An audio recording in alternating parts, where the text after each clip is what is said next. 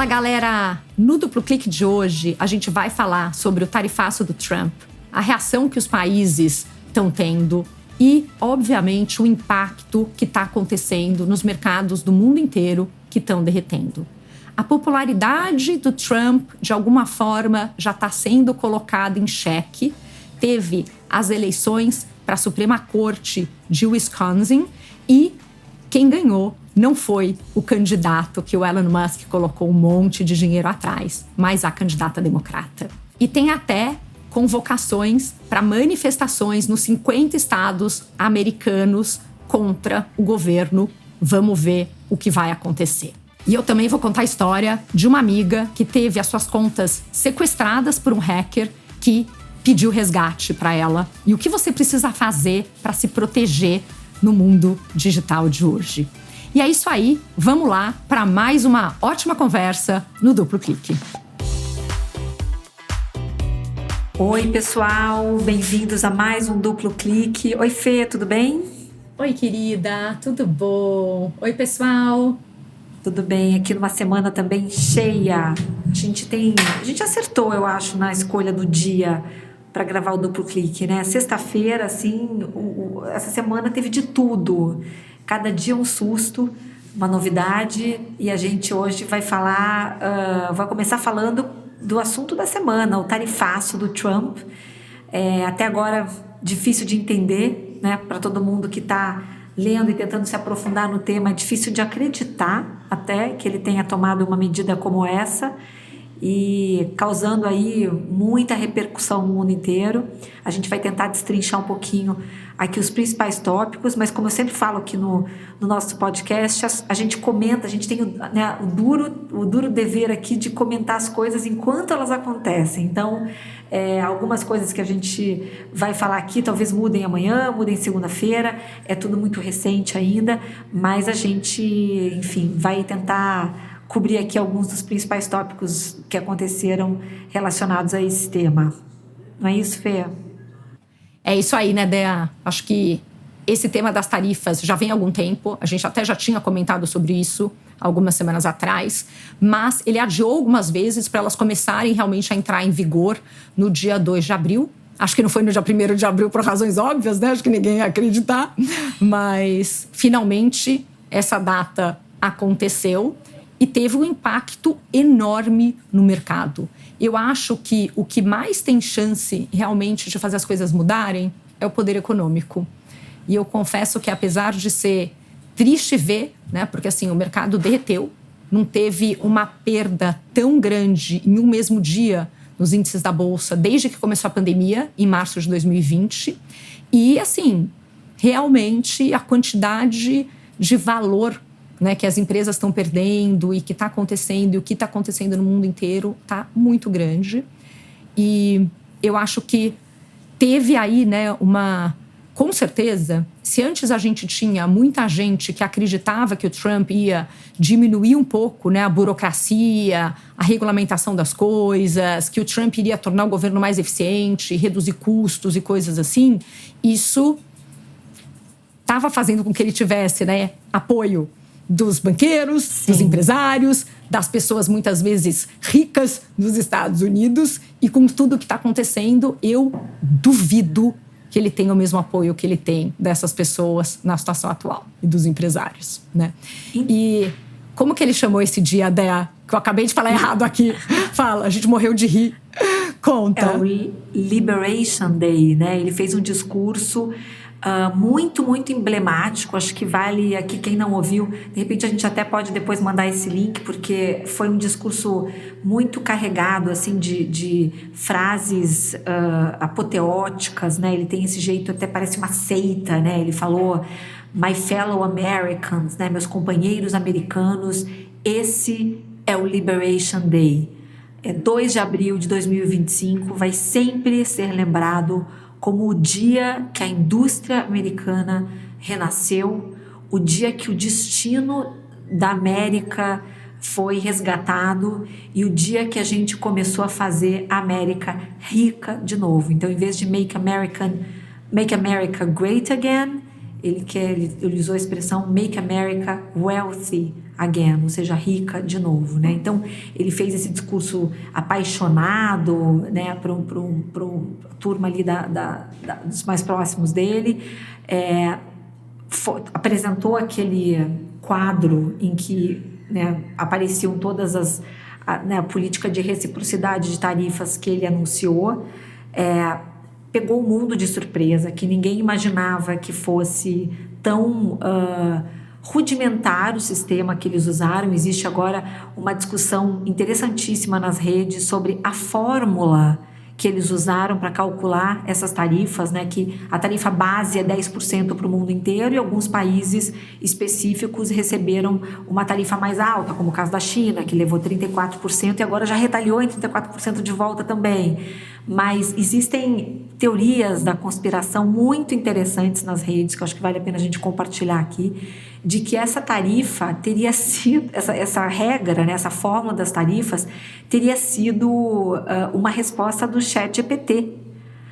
Isso aí foi uma lebre levantada ali por uma pessoa, enfim, um usuário ali do X que fez uma engenharia reversa, né, com essa fórmula, e descobriu que se você perguntar para o ChatGPT, para o Gemini, para o Claude ou para o Grok e fizer um prompt mais ou menos na mesma linha sobre assim, qual seria uma maneira fácil de resolver os déficits comerciais e colocar os Estados Unidos aí em pé de igualdade, mais ou menos entre esses quatro, a resposta é mais ou menos a mesma, né?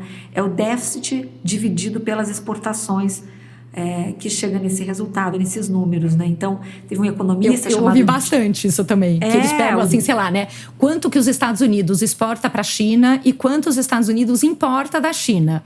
Então, não é que eles estão fazendo uma reciprocidade do ponto de vista de, a China cobra X% de tarifa de importação, então vamos cobrar o mesmo.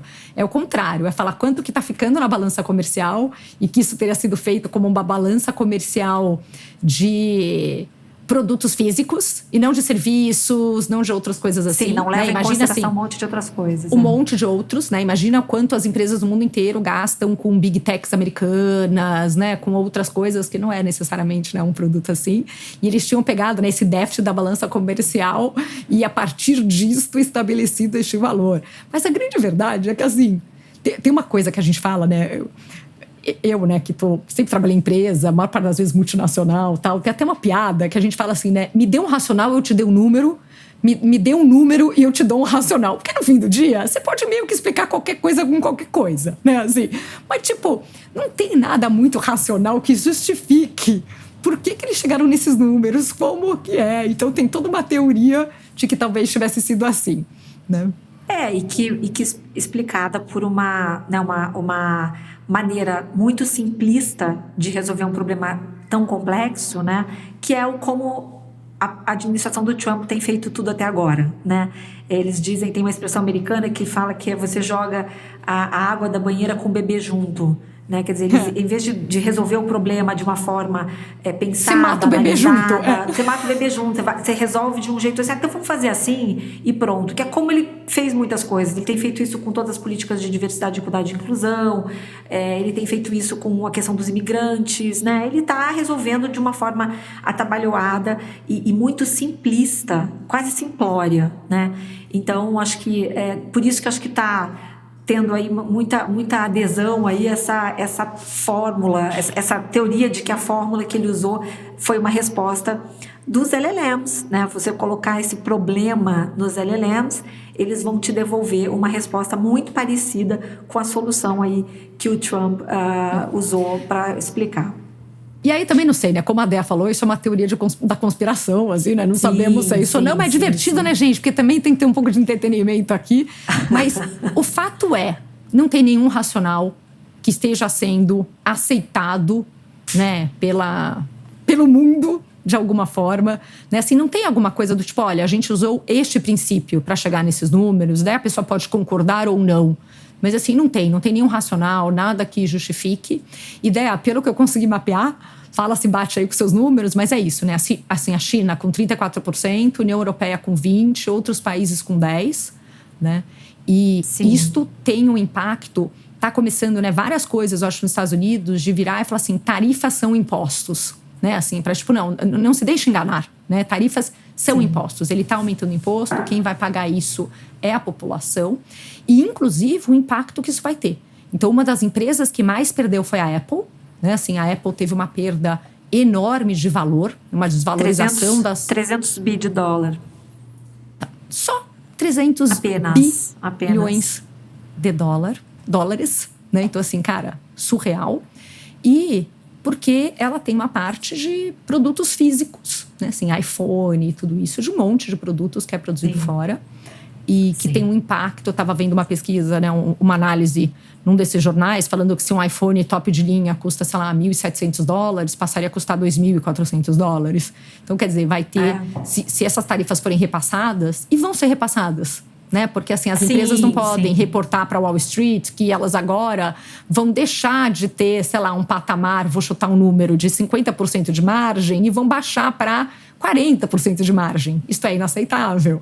Então, quer dizer, elas vão ter que repassar boa parte disso e tem um impacto muito grande. E aí eu acho que... Você sabe, ideia que tem um lado que eu fico feliz, porque ele está fazendo tantas barbaridades que... Uma das coisas que eu mais acredito que pode ser a esperança é ter um impacto econômico que faça com que as pessoas poderosas do mundo, os países, as pessoas ricas, em tudo isso, né, se virem contra ele. Então, eu tenho um lado meu que, sabe, assim, fala, meu Deus, graças a Deus. E deve ter gente falando, Fernanda, você é uma irresponsável, doida, as pessoas vão perder o emprego. Vocês têm toda a razão, gente. Mas, assim, né, tem um lado que você fala, cara... Pelo menos, né, ele está sendo consistente a ponto de estar fazendo tanta besteira que até as pessoas que estavam em cima do muro e acabaram potencialmente votando no Trump porque acreditavam em algumas políticas que ele estava propondo para os Estados Unidos e achavam que aquilo é que os Estados Unidos precisava, né, assim, trabalhar de um jeito diferente, mudar ali, né, a produtividade, custo do governo e tudo isso, estão repensando. Então, uma das coisas que me intriga muito nessas medidas todas dele é que, assim, ele não pode ter subestimado o impacto que isso vai ter na popularidade dele. Porque não vamos esquecer que assim, uma das muitas análises pós-eleição do Trump é de que ele foi eleito porque a economia não estava boa para o bolso do americano médio, né? Os índices não estavam tão ruins, a gente sabe disso hoje, a economia não estava tão ruim assim no final do governo do Biden, mas os preços dos produtos do dia a dia, né, digamos assim, o ovo, o arroz e tudo mais, estava tudo encarecendo e dando ao americano médio a sensação de que ele estava vivendo já um período de inflação. E o Trump foi eleito muito batendo nessa tecla da economia, de que ele ia recuperar o poder de compra do americano, que os preços iam cair, as groceries, né, a comida ia baixar de preço. Então, essa foi uma promessa de campanha. E eis que ele entra, né, no governo e antes de completar 100 dias de governo, ele solta essa medida, né, o tarifaço, que vai, segundo a maioria dos especialistas ouvidos aí em economia até agora, vai ter um impacto direto no bolso dos americanos.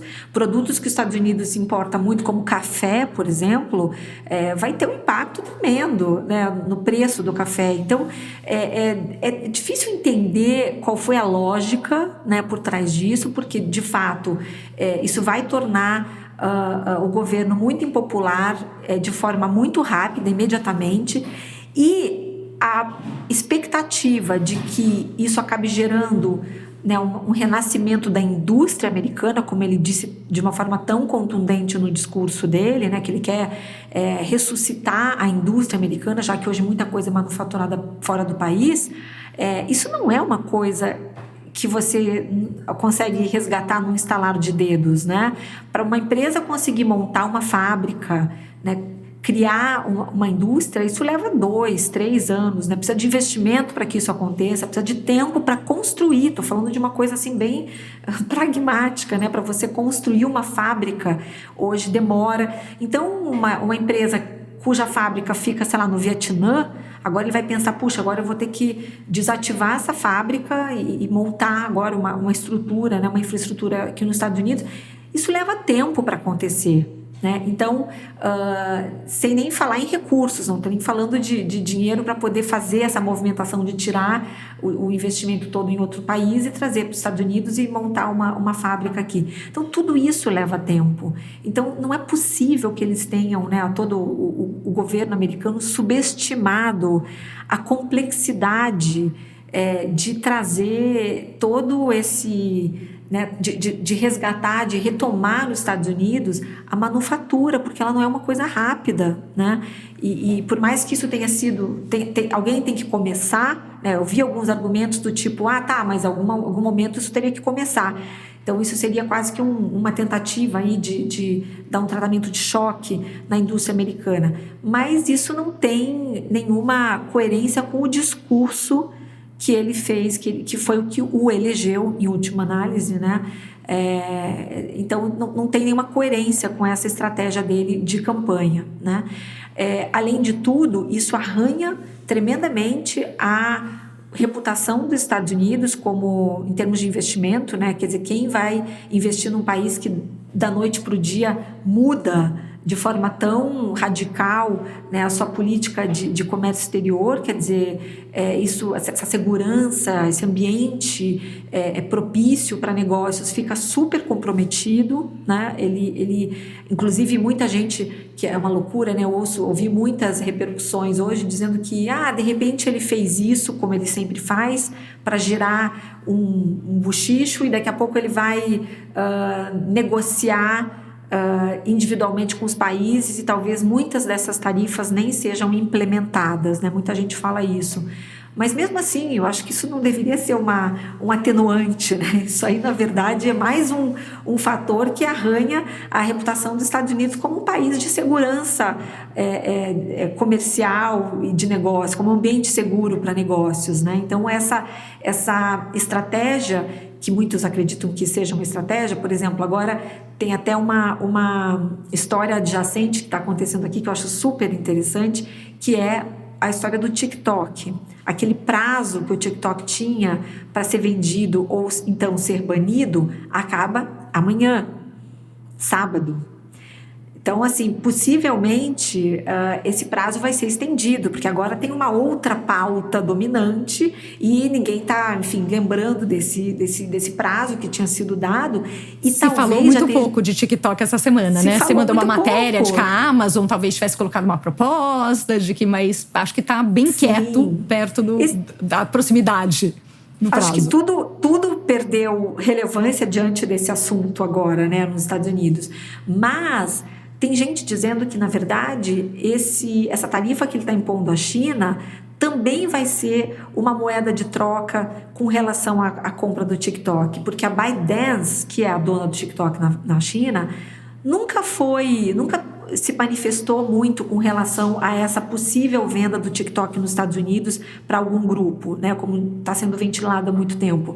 E tem gente dizendo que agora o Trump vai dizer que, ok, ele topa diminuir a tarifa da China se a ByteDance concordar em vender nos Estados Unidos para que o TikTok não desapareça, né, dos Estados Unidos, que ele continue funcionando.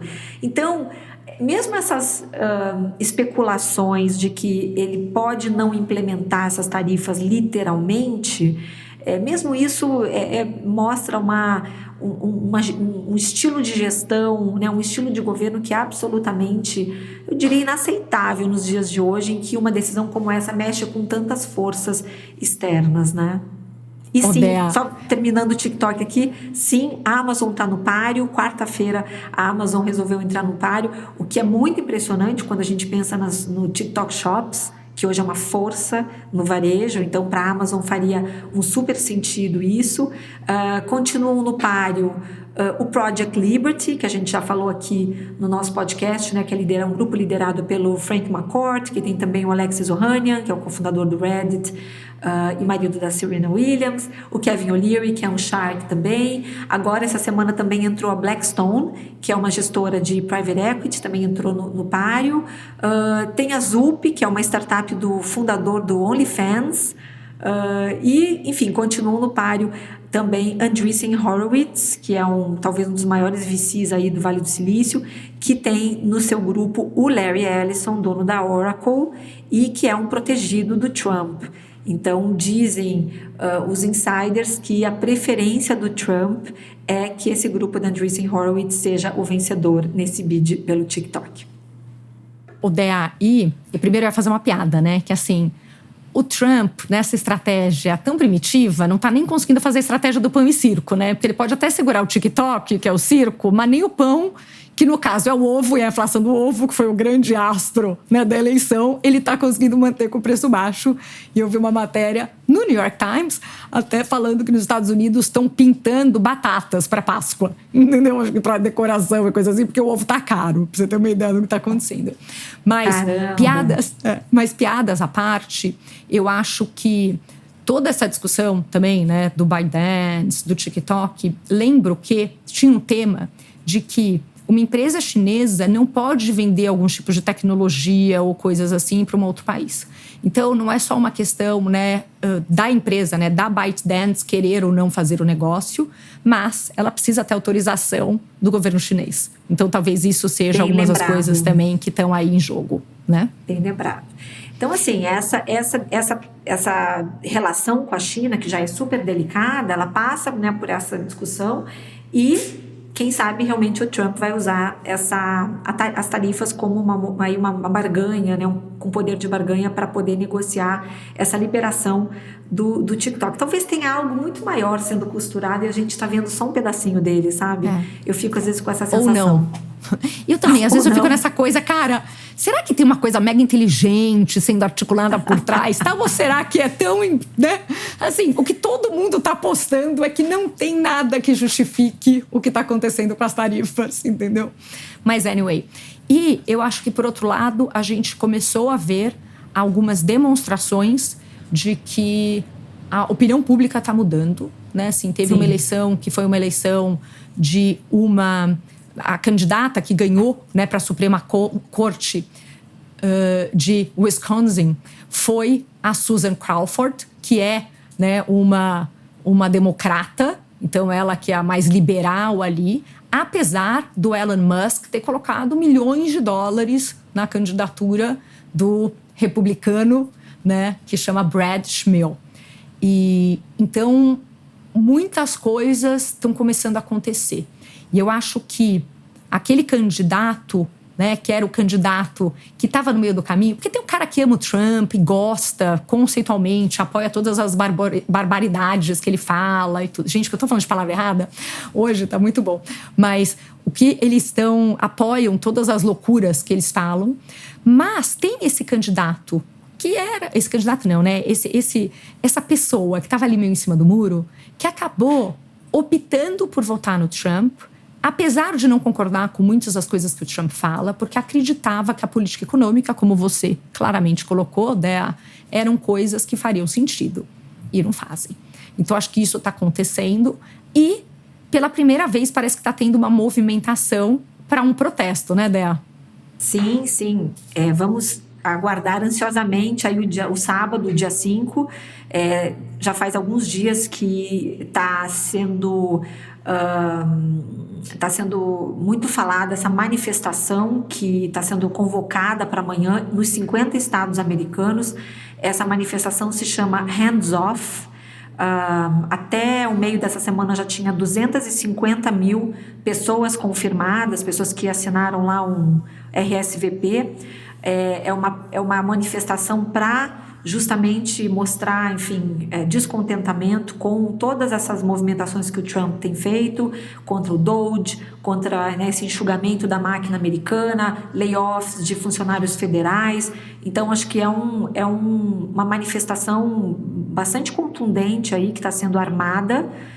Vamos entender se de fato ela vai acontecer, né? Vamos esperar que amanhã a gente vai saber se aconteceu mesmo, mas talvez com esse empurrãozinho aí do tarifaço, isso acabe ganhando até mais força do que se fosse em outra situação, porque essa manifestação já tinha sido marcada há algum tempo.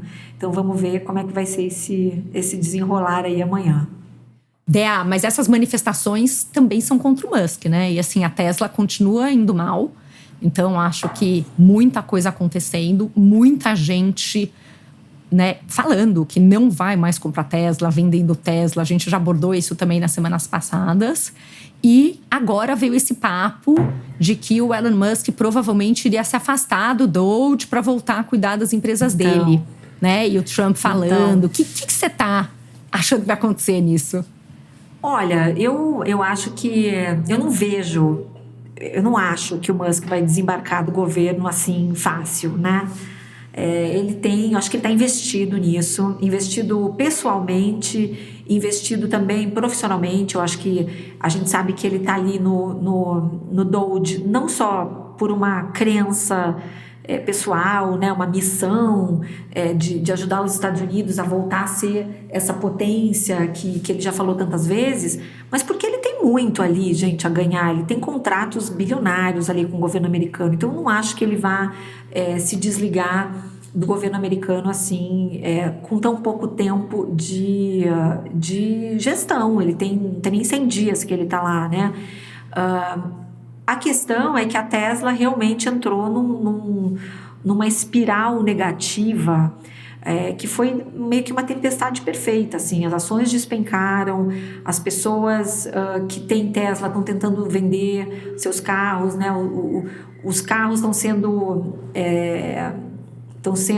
vandalizados, estão pichados, incendiados, as pessoas estão colando adesivos, estão riscando os carros, furando pneu. Então, assim, quem tem Tesla está com medo de dirigir um Tesla na rua hoje em dia, virou um problema para quem tem essa marca de carro.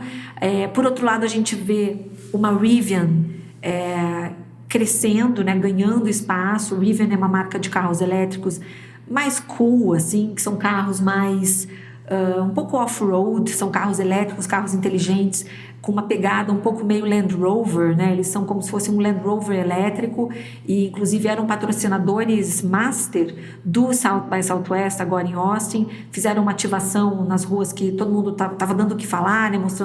Fazendo uns test drives com os carros sobre umas montanhas de terra, mostrando que o carro tem realmente... enfim, um comportamento super inteligente nesse tipo de terreno. Então, eu acho que a Rivian está ganhando esse espaço. A BYD nem se fala. BYD já ultrapassou a Tesla em vendas. De novo, a China, né, correndo por fora, com tecnologias muito mais avançadas. A gente já comentou aqui que eles lançaram uma bateria que carrega em 5 minutos e dá uma autonomia de 400 quilômetros, aí, questão de 3 semanas atrás. Então, mostrando que, de fato, os chineses, enquanto a gente está aqui achando que os Estados Unidos está dominando uma tecnologia, a China vai lá e mostra que já está 4 casinhas na frente do jogo, né? Então, eu acho que a Tesla está vivendo realmente um pesadelo.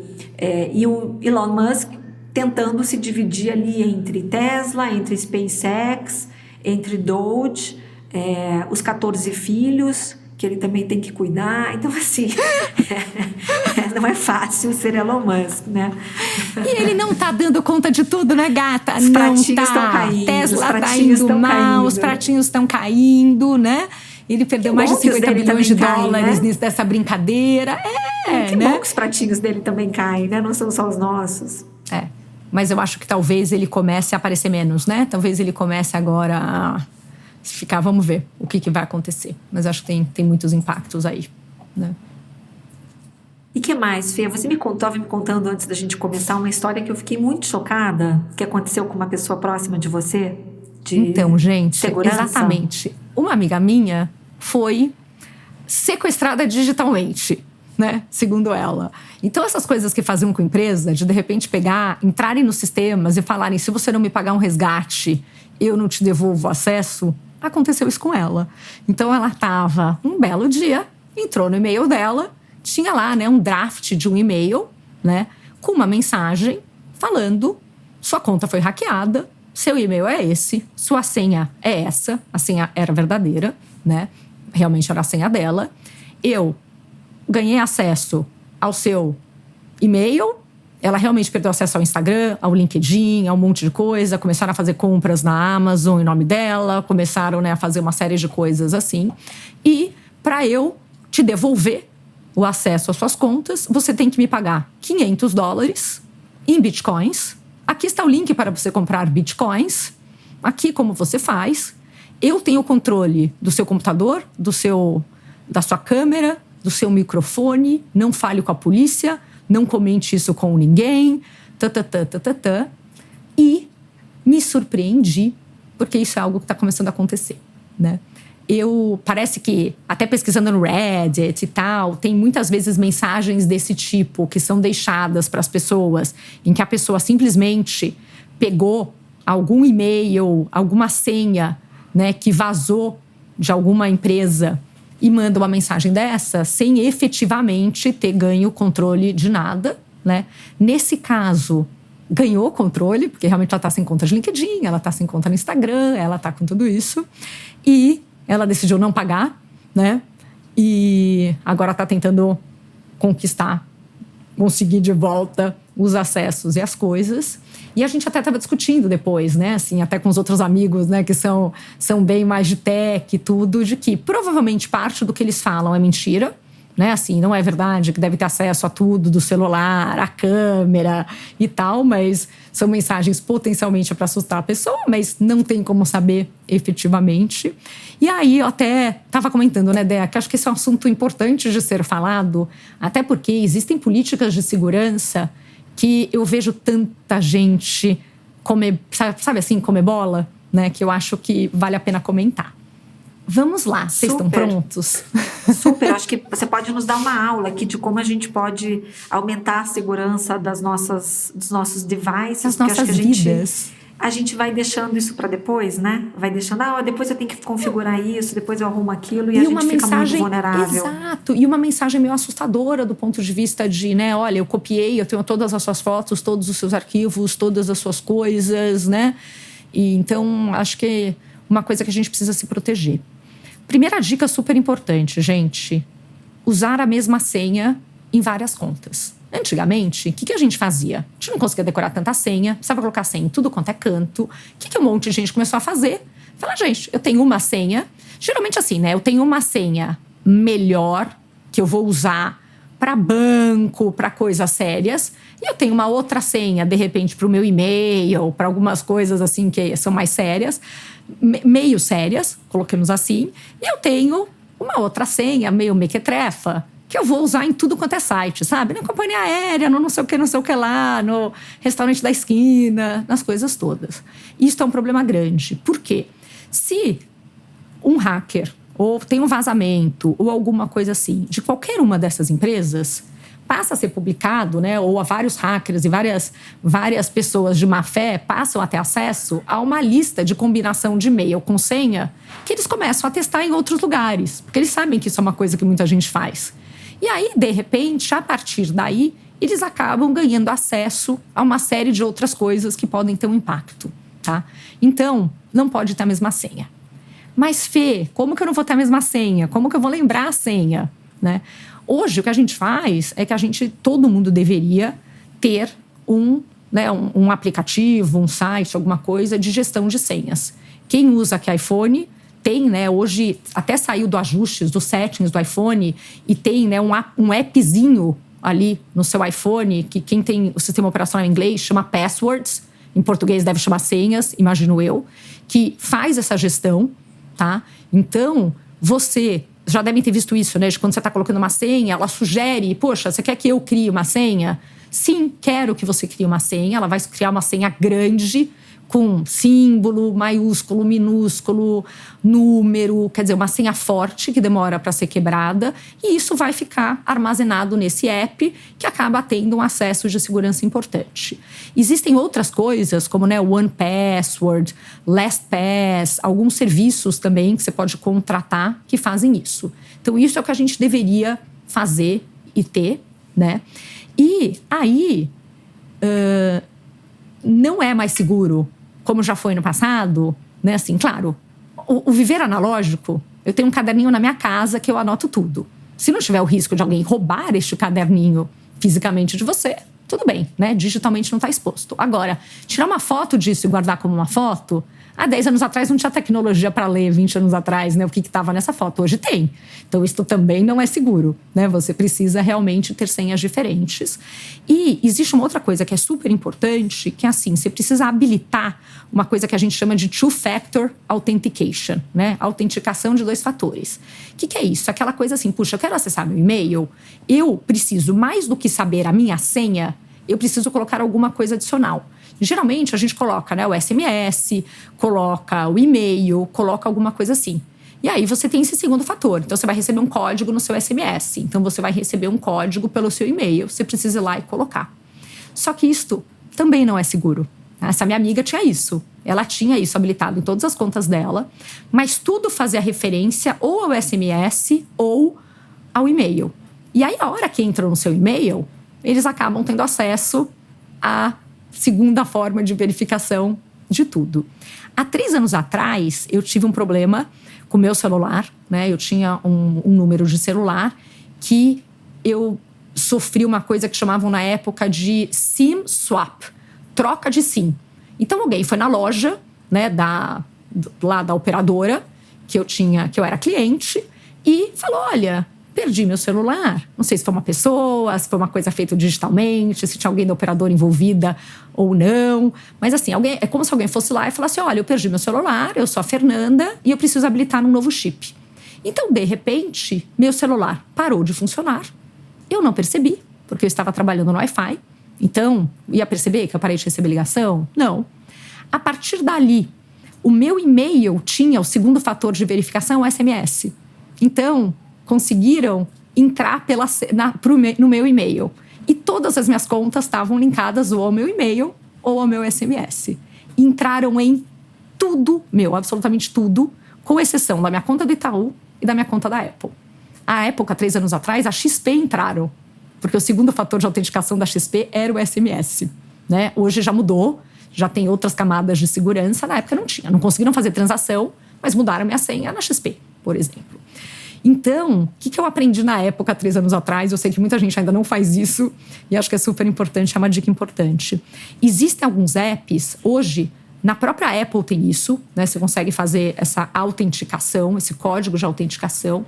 Se não, se você entra na sua conta, sei lá, assim, do Instagram, da Amazon, do e-mail, tudo isso, elas acabam tendo ou a opção de fazer pelo autenticador do Google ou pelo autenticador da Microsoft. Você tem um app no seu celular. E aí, ao invés de ser pegue o código que eu vou te mandar por e-mail, pegue o código que vai ser gerado. E é como se fosse um daqueles tokens de banco que você entra no appzinho, tem uma senha que dura X segundos, aí a senha muda e você tem que pôr aquele código e aquela senha para você validar. Aí você passa a ter um nível de segurança maior, né? Então, algumas dicas aí, né? Repetindo, não repita a senha, né? Fica um trocadilho, entendeu? Tenha esses dois níveis de autenticação e use esses apps, né, de autenticador para fazer essa gestão dessa segunda. Porque isso está acontecendo cada vez mais e acho que esse tipo de crime, né, e até o que eu tenho lido de coisa no jornal, até assim, esse hacker, mensagem em inglês, tudo escrito em inglês, acho que não era algo daqui, mas a gente tem até ouvido muito, né, assim, o quanto PCC, o quanto coisas criminosas, né, crime organizado, está cada vez mais em crime digital. E eu que sou uma otimista, né, prefiro um crime assim do que alguém colocar uma arma na minha cabeça na rua. Eu sou uma otimista, né, gente? Mas é verdade, né? Que bom que seja desse jeito. Mas eu acho que a gente tem que se proteger, porque eu tenho um amigo que de repente eu descubro que tem a senha no celular 000000 ou 123456. Tenho vontade de bater, né? Com todo respeito. Eu acho que junto com toda essa conveniência e essa praticidade que a gente tem na vida atual, né, onde tudo pode ser resolvido por um Pix e tudo, a gente não usa reconhecimento facial para tudo vai ficando mais fácil, a gente não pode esquecer que junto com toda essa conveniência vem uma vulnerabilidade maior, né, porque quanto mais digital fica a nossa vida, mais suscetíveis nós somos a esse tipo de ataque. E eles vão sempre existir. Acho que a vida já mostrou que tudo que a gente, né, puder fazer nem é suficiente para a gente poder se proteger aí desses ataques que são cada vez mais criativos, cada vez mais estratégicos e cada vez mais sofisticados, né? Porque realmente agora os crimes cibernéticos têm, né, pessoas muito preparadas, hackers mesmo trabalhando com isso, e o alvo não são mais só as grandes empresas, são todas as pessoas, né? Sim. E acho que tem mais uma dica também, falando de celular, que é legal, que assim, você pega teu iPhone, se você colocar... Tô falando de iPhone, que é o que eu uso, tá, gente? Desculpa, usuários de Android, porque eu não sei no Android. Mas se você pega, né, o íconezinho no seu iPhone, por exemplo, para o dedo um pouquinho nele, aparece algumas opções. Uma das opções é Require Face ID, né? Então, toda vez que você vai tentar abrir aquele app, ele vai pedir um Face ID. É importante você colocar isso nas coisas que... Se, por exemplo, tá numa daquelas situações, né, que você tá falando no telefone, então sabem se o celular tá desbloqueado, passa alguém de bicicleta, sai lá e pega seu telefone, né? Aí, se essa pessoa vai abrir um app que você quer proteger, automaticamente vai pedir isso. Então, essa é uma dica importante. E existe também hoje, além disso, a possibilidade que quando você faz isso, ele te dá a opção de esconder aquele app, né? Então, você fica com um grupinho de apps que ficam escondidos no seu celular. E daí não aparece que você tem agência, você tem, sei lá, aquele app de banco instalado, alguma coisa assim. Obviamente, gente, se alguém te sequestra e fala, abre o celular, não resolveu, né? Porque você tá lá. Mas se alguém furta seu celular numa situação dessa ou tudo, tá tudo protegido, ele não consegue ver, né? Tem gente que tem essas coisas, né? De ter um segundo celular em casa, ou ter coisas só investidas lá, né? Tem várias coisas, assim, de bancos. Eu sei que Itaú, por exemplo, você tem a opção de só conseguir acessar seus investimentos através de um desktop, de um computador, e não pelo aplicativo do celular. Então, acho que tem várias coisas, assim, de segurança que a gente consegue fazer hoje. E existem até opções. Eu tenho um amigo que tem uma coisa que chama YubiKey, que você compra realmente uma chavinha. Lembra antigamente no banco que você tinha, né, um tokenzinho, um chaveirinho? Físico, estragou, eu preciso ir lá pegar meu negócio, meu token. Você apertava um botãozinho, aparecia um numerinho, você punha. Não chega a ser isso. Não aparece um botãozinho, mas é algo que você só consegue fazer esse tipo de verificação, como essa desses apps que eu tô falando, se você efetivamente plugar, né, um USB, alguma coisa assim. Tem vários formatos, né? Tem um que é por aproximação, tem um que é USB e tudo, e você fazer. Aí, geralmente, o recomendado é você ter mais de um, porque dependendo do que você quer acessar, e você pelo menos proteger as suas contas principais, sua conta de e-mail, que possivelmente pode te dar acesso a essas outras coisas e tal, com isso, né? E a dica que eu dou também é as coisas mais importantes que você precisa ter a senha. Você precisa ter a senha, por exemplo, da tua conta da Apple, né? Que é a partir dali que você vai ter acesso a tudo isso. Você ter uma senha que você consiga lembrar e, eventualmente, você ter algum critério que só você vai saber do que você muda, né? De uma senha para outra. Então, eu vou usar as últimas 3 letras, eu vou colocar alguma coisa assim, aí eu vou colocar uma exclamação, aí eu vou colocar um jogo da velha. Mas, sabe, você meio que criar um padrão mental quando você precisa mudar de uma senha para outra, de uma forma que você consiga não ter a mesma senha, mas que não seja absolutamente óbvio para alguém. Dea, e você sabe que nisso tudo, né, de crime cibernético e tudo, eu lembrei, eu mandei até na tribo de IA hoje, que a ByteDance lançou, né, um paper, não sei se já é um produto ou não, mas de uma nova tecnologia que eles estão fazendo, em que você pega uma foto, né, de uma pessoa ou de alguém, e um vídeo curto, e ele transforma, assim, a qualidade dos vídeos que eles estão fazendo é impressionante. Você faz como se fosse aquela pessoa. Então, imagina que eu aqui falando, né? Eu pego esse pedaço de vídeo, eu subo uma foto da Andrea Janer e vira Andrea Janer falando de uma forma extremamente realista. E tudo bem que é uma coisa, né? Uma publicação um pouco mais técnica, mas é aquela coisa, né? Não tem nada escrito sobre deepfake, ética. E acho que a gente entra, né, nesse negócio que a gente até estava brincando no grupo, que cada vez mais a prova de autenticidade vai ter que ser assim, né? Dea, aquele dia que a gente foi num comediante em Austin, qual foi a piada mais engraçada? Sabe aquelas coisas que assim, ou uma pessoa que tava lá vai saber, ou ninguém mais. Porque você fala, cara, assim, eu receber um vídeo, uma mensagem de voz, qualquer coisa, não prova mais. Né? E a preocupação que a gente já tem há muito tempo, né? Do quanto desinformação é um problema E tudo isso que vem, né? E os riscos que isso traz também, do ponto de vista de segurança digital e segurança até da democracia no mundo, né? Que eu já vou ser bem mais dramática. Sim.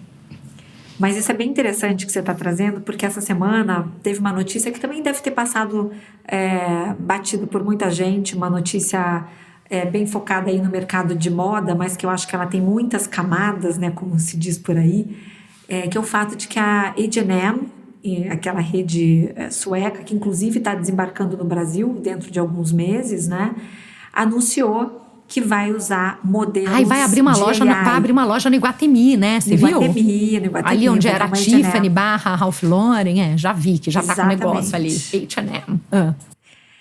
E a H&M anunciou que vai usar modelos de AI nas suas campanhas. Então, claro que esse anúncio gerou assim uma gritaria geral, uma repercussão péssima, né? As pessoas que trabalham nessa indústria criticando, né, mostrando que o quanto isso vai abalar o mercado de trabalho dos modelos e que isso é uma medida super radical e que prejudica a indústria como um todo. E assim, eu fiquei super interessada nesse tema. Mas como que esses modelos vão ser usados? Para as fotos, por exemplo? Para campanhas? Sim, nas campanhas. Mas o que eu achei interessante dessa estratégia da H&M? Depois eu fui a fundo nessa história, dei um duplo clique nessa história e entendi que o seguinte, a H&M simplesmente antecipou algo que a gente sabe que vai acontecer. Com certeza. Né? Não é à toa que no ano retrasado, né, o Sindicato de Atores de Hollywood fez uma greve durante mais de um mês, já tentando prever aí um momento em que provavelmente os atores também serão substituídos por avatares, né, nos filmes. Então eles queriam regulação, algumas medidas aí para evitar que isso acontecesse e eles acabassem saindo prejudicados. Então o que a H&M fez? Olha que interessante. Ela vai usar, na verdade, um digital twin do modelo. Digital twin, aqui a gente pode falar mais nesse tema, que eu adoro esse assunto, é uma réplica, é uma cópia virtual da pessoa, é um avatar, né, que vai ser usado digitalmente em N aplicações. Mas qual que é a jogada da H&M que ela fez para provavelmente gerar um goodwill e reduzir aí o backlash dessa medida? Ela vai desenvolver o digital twin dos modelos e vai dar para eles, para que eles sejam donos do seu próprio digital twin. Então, assim, gente, para pensar, né? Os modelos vão poder ter uma versão digital deles, que vai ser feita, muito bem feita pela H&M, para que possa ser usado em campanhas, em fotos de catálogo e tudo mais.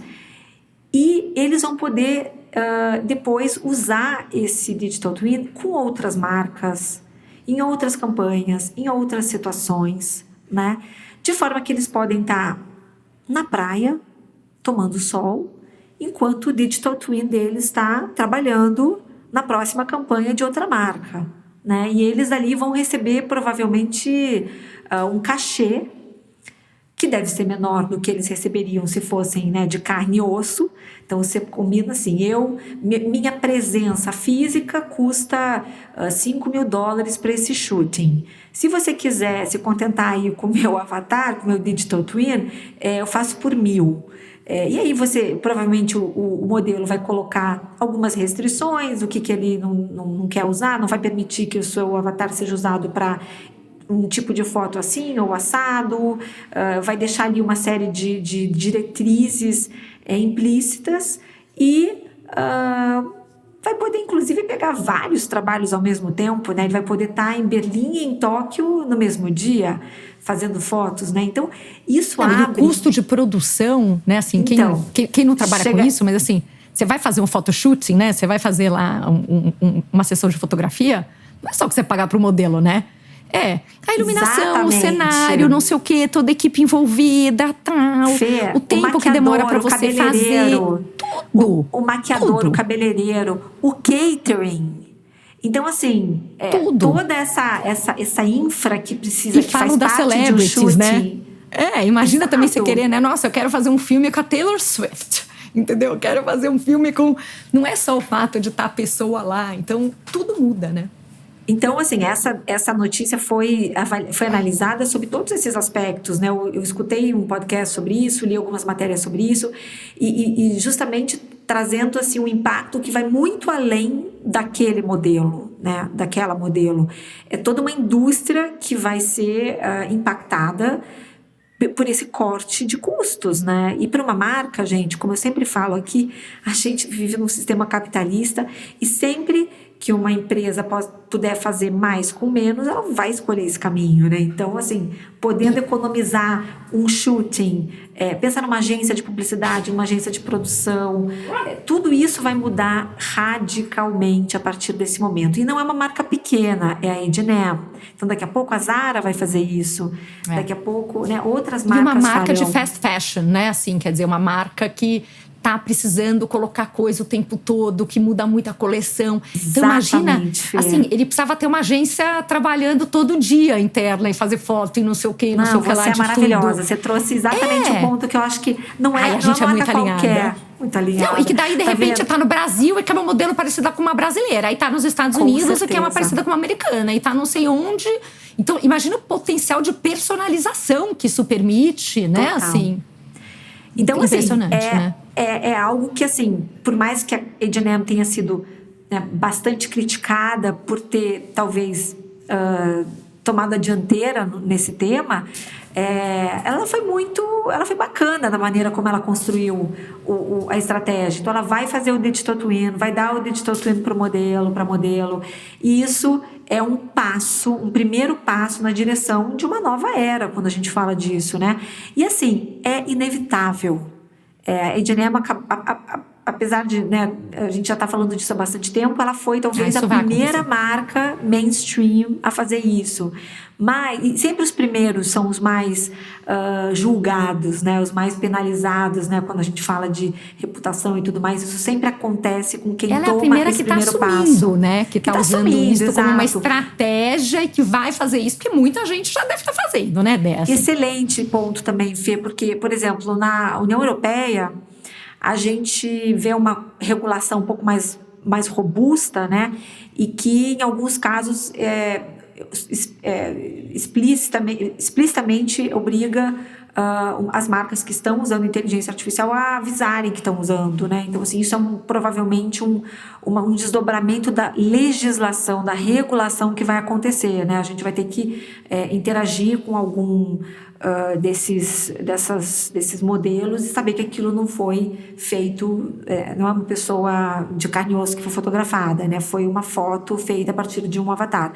Assim como arte, né? Está tendo SP Art agora em São Paulo e eu fico imaginando, né, como a gente reage diferente a uma obra de arte que é feita por uma pessoa e aquilo que é feito por um computador, né? Quer dizer, como a gente acha que vale menos algo que foi feito digitalmente. Então, enfim, são muitas assim, repercussões e muitos impactos disso que a gente está falando. A gente está falando de música, né, de como música pode ser criada hoje por inteligência artificial, vozes. Então, tem, assim, esse assunto é enorme. Então, e eu acho que, assim, né, tem uma coisa da arte que ela só tem impacto, a gente já falou, acho que até disso aqui, né? Ela só tem impacto se ela for feita por um ser humano, né? Assim, é você olhar um painel gigante e falar, meu Deus, como uma pessoa fez isso? Se um IA faz e mostra numa tela, não tem nenhum valor. Mas quando você está falando em material publicitário, campanha, que no fim do dia é o que sustenta o coitado do artista. Coitado não, né? O maravilhoso artista, que infelizmente acaba não conseguindo viver da sua arte, porque acaba não tendo um mercado grande o suficiente, né, para ele ganhar o dinheiro que ele gostaria, o que ele precisa. E ele acaba usando todo o mercado publicitário, tudo isso, para ganhar dinheiro, porque é uma indústria rica que movimenta muito dinheiro. E essa indústria vai se desmontar, né? Então, acho que essa parte de produção e tal, vai se reinventar.